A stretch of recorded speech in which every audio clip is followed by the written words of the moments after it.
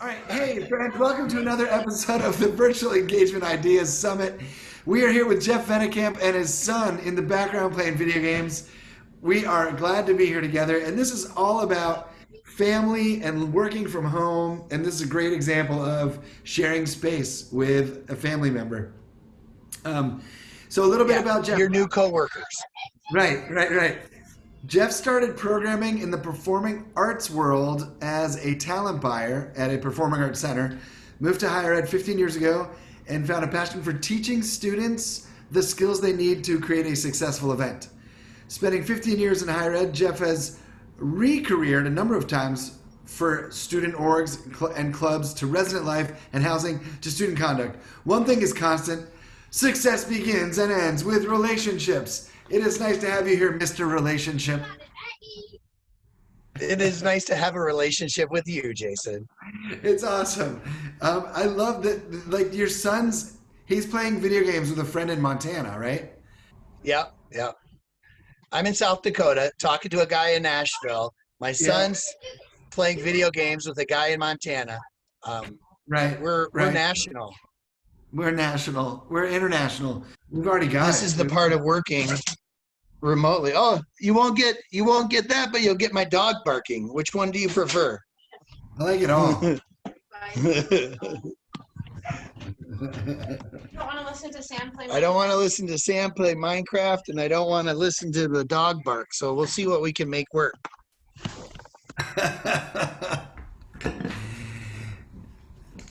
All right, hey, Jeff. Hey, I'm back.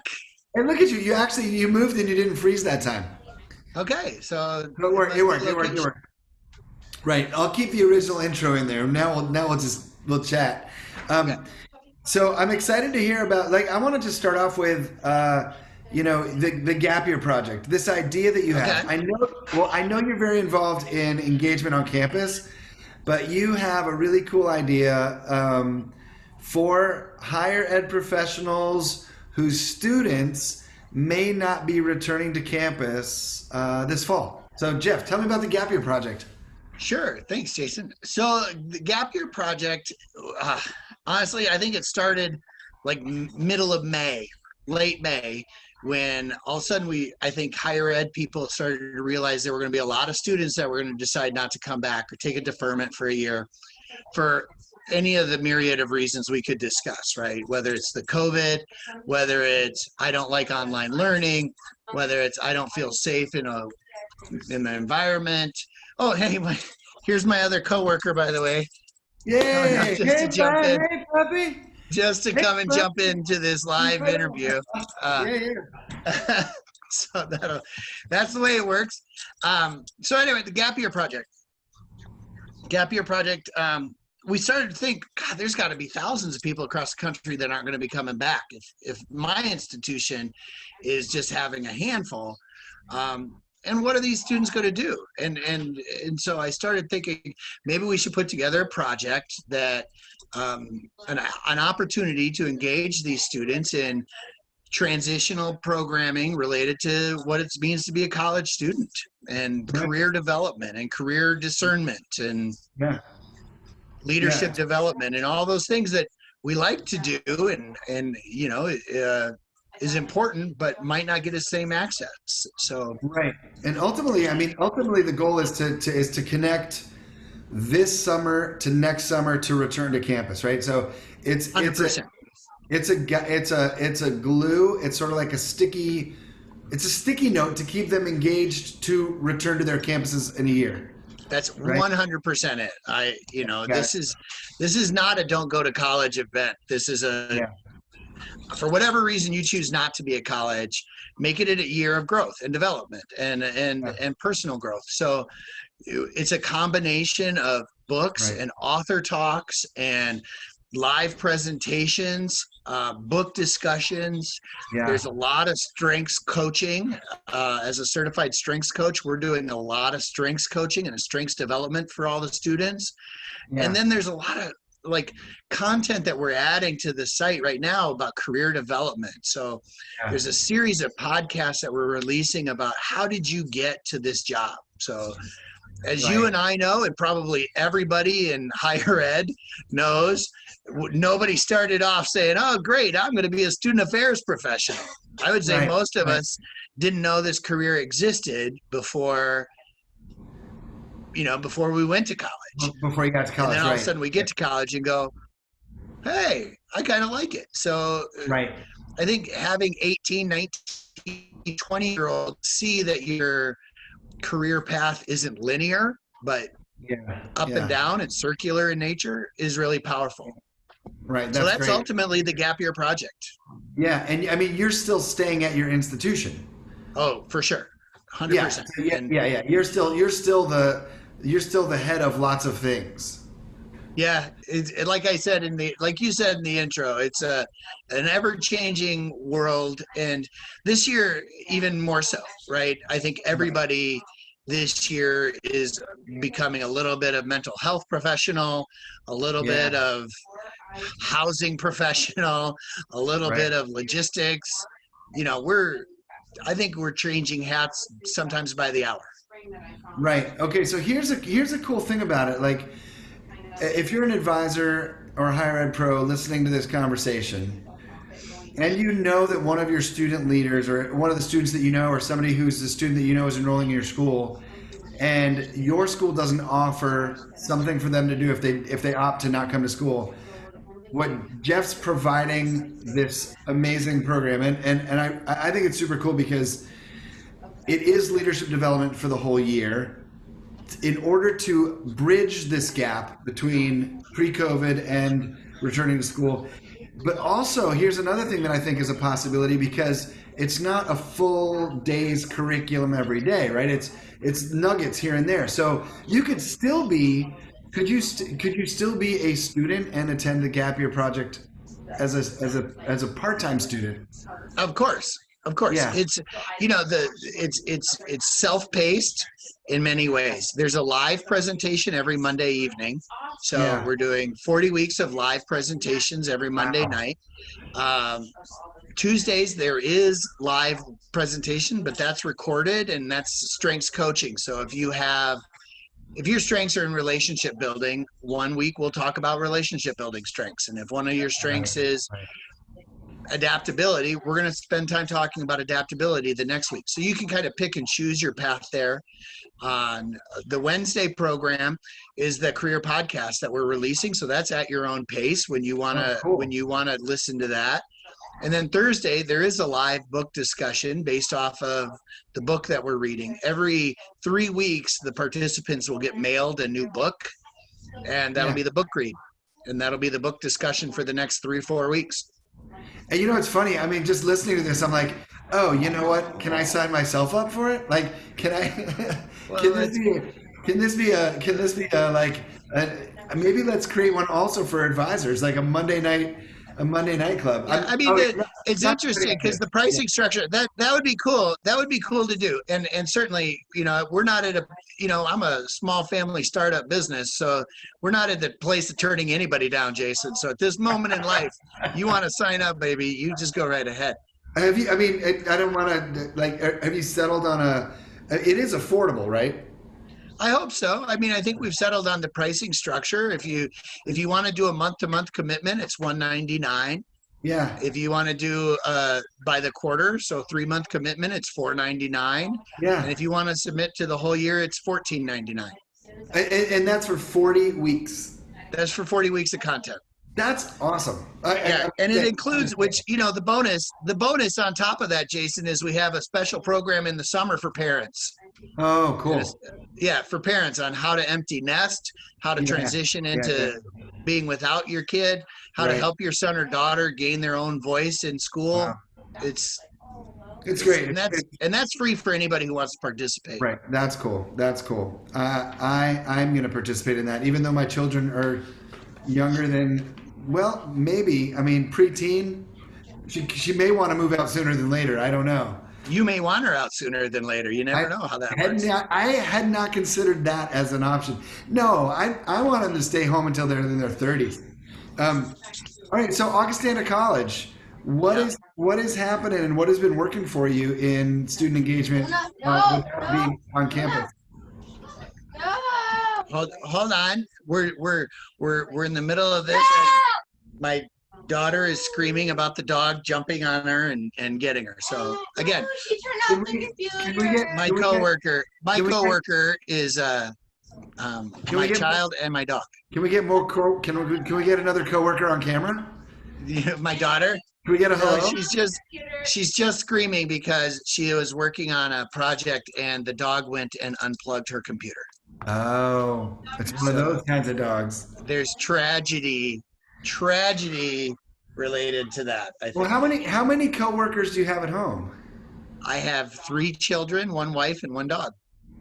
So it's a busy co-working space. Yeah, and we have been home since mid-March. Yeah. I think I've been into my office space,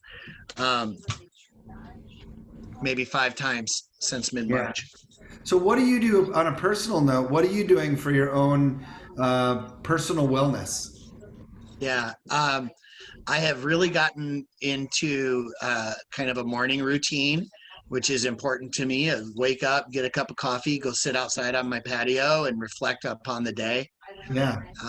And, take some good time just sitting alone outside. That's been important. Yeah. And working out is really important. So even though I prefer a game of pickup basketball, I have decided that I need to get my running in. So I've been on a treadmill, in the basement. And Oh, that's great.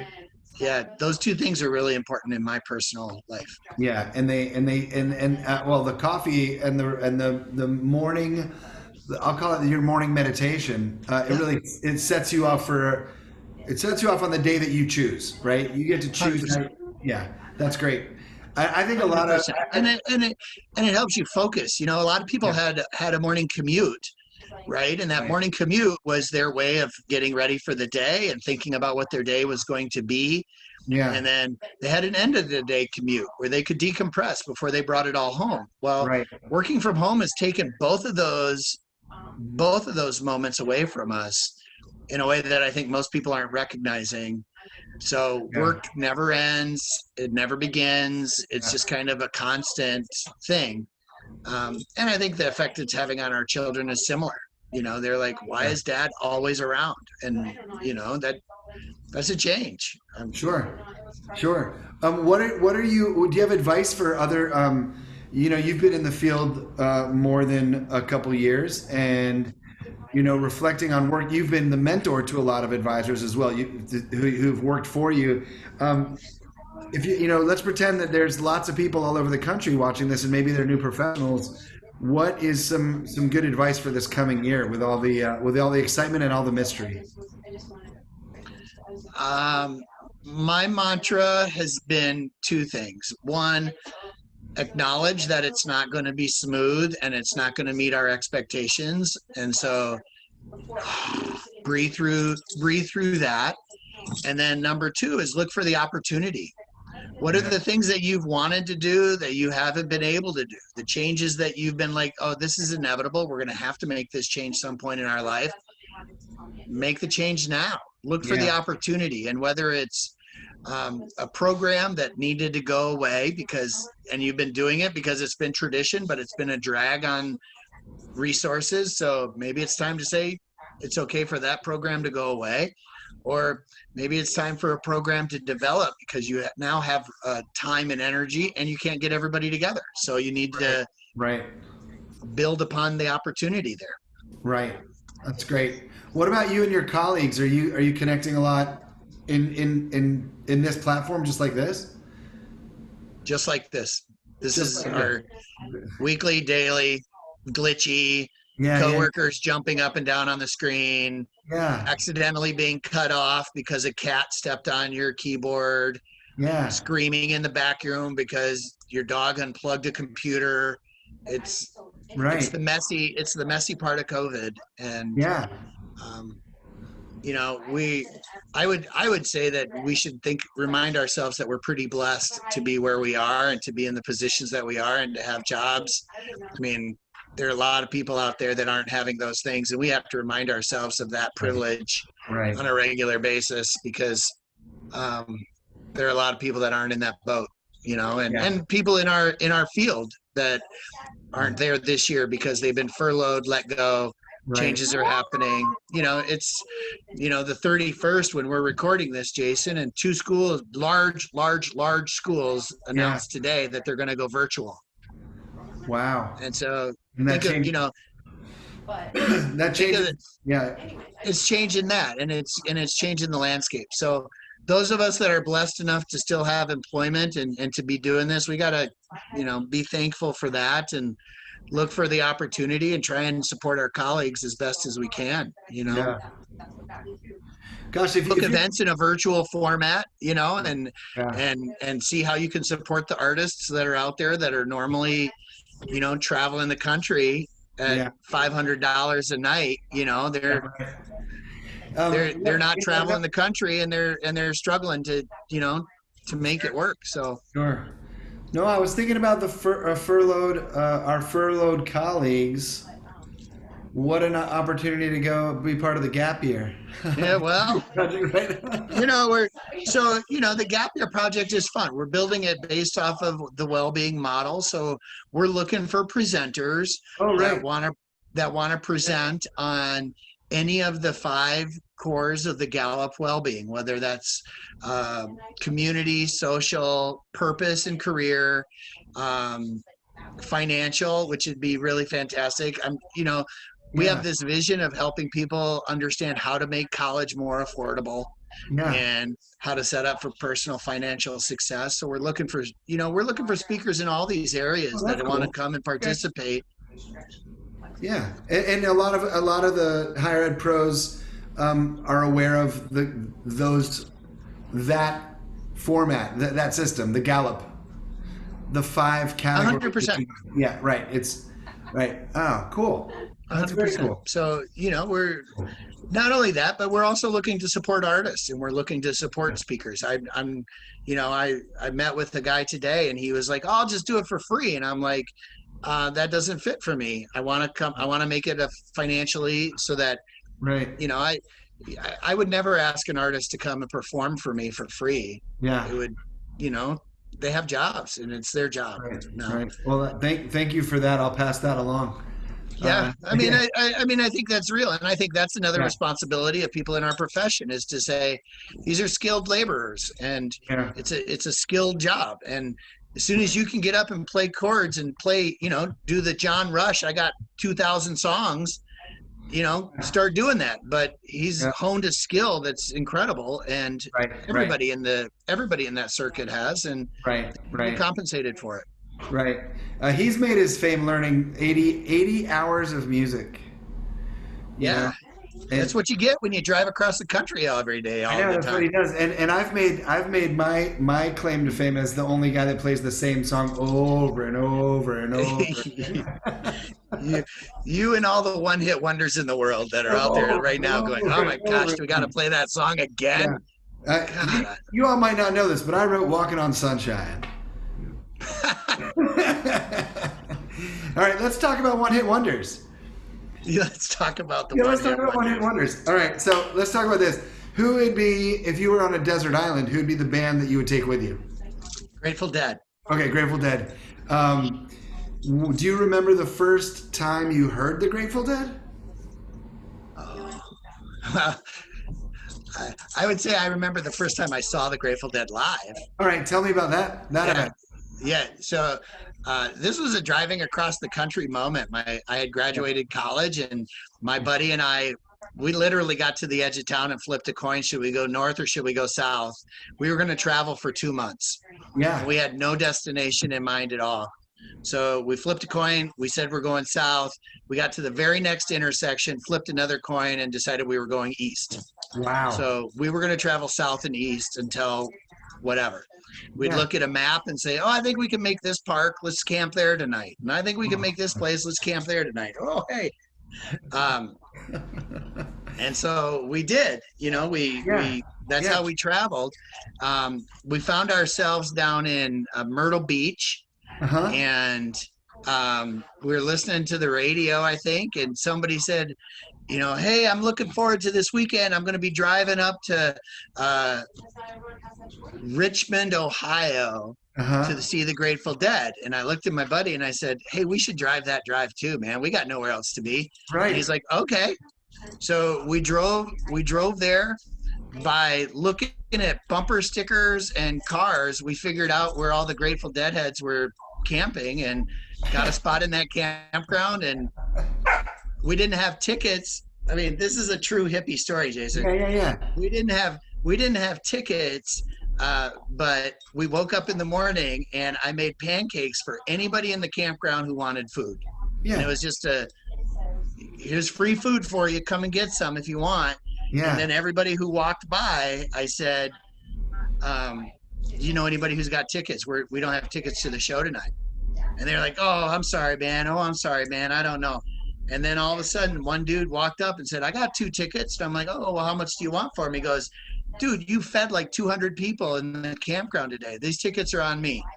Wow, that's awesome. Awesome. That's a Grateful Dead moment right there, man. That is a total Grateful Dead moment. And where did you go to college?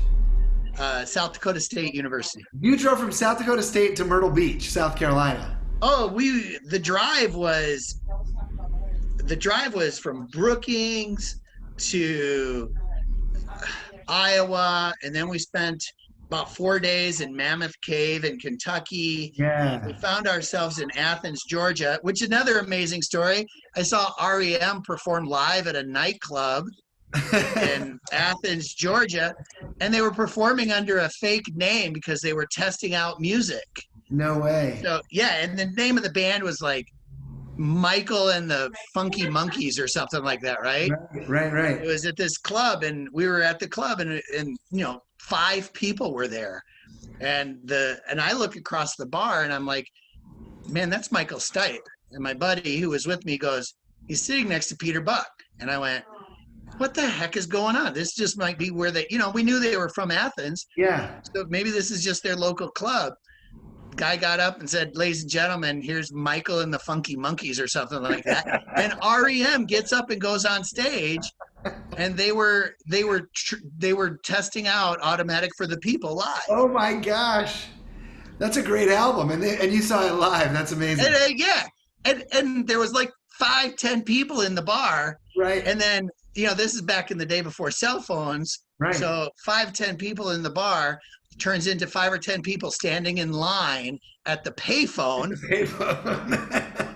calling buddies saying, holy shnikes. Yeah. This is REM. You better get down here.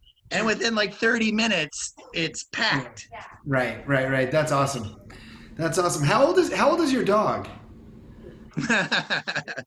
My puppy is 4 months old. 4 months old. Right. 4 months old. And as you see me fighting him, right, I'm fighting her. Is the dog's name Corona? It's Luna. Luna Moon from Luna Lovegood, Harry Potter. Oh, how fun! All right, well, I'll let you go. It's a beautiful evening. It looks like in South Dakota. The sun is shining through your windows, and reflecting. Yeah, on it is. Yeah, So, thank you so much for your time, Jeff. Hey, Jason, let me finish with one thing, man. Yeah. I think if I could, this is one thing I think everybody needs to remember throughout this year. This year is temporary. No matter what, we just have to get through it together. There is nothing that will replace the live experience. I love watching basketball, but it's not as exciting without a crowd. I love watching baseball, not as exciting. There's only certain things that we can go to that build a crowd like live events. Yeah. And that's live musicians, that's live music, that's live sports. Yeah. Nothing builds a bond amongst a community like that. So this is temporary, and we just have to get through it together, support each other through it. And once we do that, we're going to be fine. And this won't last forever. At the end of the day, we're going to look back at this moment and go, it was short. Yeah. Well, I appreciate those words of wisdom, and I know that we're going to put your information about the Gap Year in your bio as part of the summit, so everyone will be able to find that pretty easily. You'll have, I'm sure there's a website, and I'm sure there's your social media, and I'm sure there's ways to find you. So thanks again. I'm excited for all the cool stuff you're doing on your own campus and for the students who need some connection this year. So thanks again, Jeff. Thanks, Jason. Take care of yourself. See you later.